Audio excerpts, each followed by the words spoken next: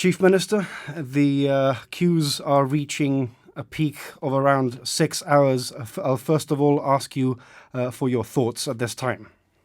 Well, I think like every Gibraltarian, I see this action by the people in Madrid who are responsible for linking what is happening in water with the way that they handle queues as absolutely irresponsible, childish, and something that we are actually quite used to.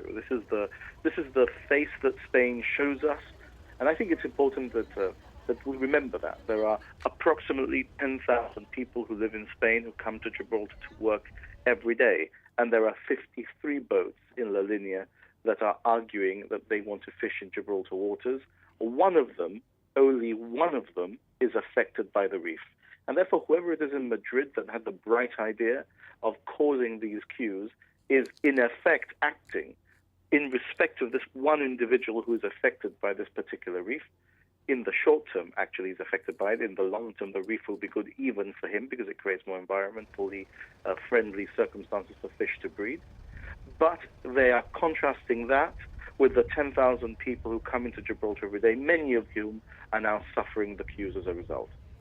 You've established a relationship with Number 10 Downing Street over the last few months, and you've repeatedly raised these issues, as you've described it, at the highest level. But do you feel that this is bearing fruit? Because it appears that during certain times of the year, the relations with Spain appear to deteriorate. Well, yes, I think that they do sometimes deteriorate as a result of Gibraltar having to take action that it must take. I mean, if we were to decide to not take steps which we believe we must take as a government simply because it might create a frontier queue or some sort of other show of frustration from the Spanish government, look, then we may as well give up the ghost. We may as well ask Mariano Rajoy whether we can put up red, white and blue Christmas decorations in Main Street, or if that's going to offend them, should we take them down because we might have a queue. Now, I think that the relationship with the United Kingdom is very strong. It's strong with Downing Street in particular. As you will know, the Prime Minister is on holiday at the moment. He's in Portugal. He's no doubt briefed on all these matters which are relevant. But then again, Spain's not known for her diplomacy. She is known as a boorish bully by those of us in Gibraltar who've been observing this for long enough. And we know that she doesn't play cricket. She only knows how to play rugby.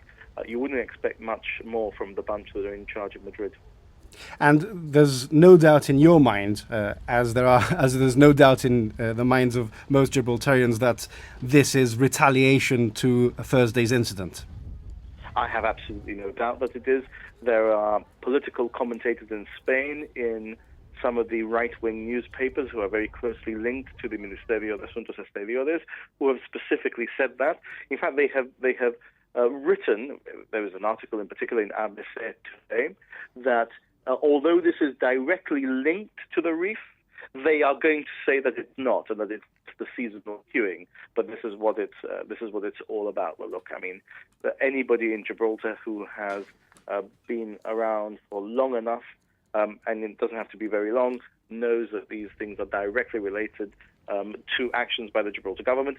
It happened to my government. Last year in October, just before Gibraltar Day, we had a weekend of very lengthy queues. It's happened to Peter Carrana's government on a number of occasions as well, where they've had very lengthy queues indeed as a result of actions taken by the GSD when in government. It happened to the GSLP before and to the AACR before us. Look, this is the way that Spain thinks it is appropriate to retaliate. They live, obviously, in a parallel universe if they think this is ever going to have any effect on the government's decision-making process or in the way that Gibraltarians decide how they would approach the issue of whether Gibraltar should be British or Spanish.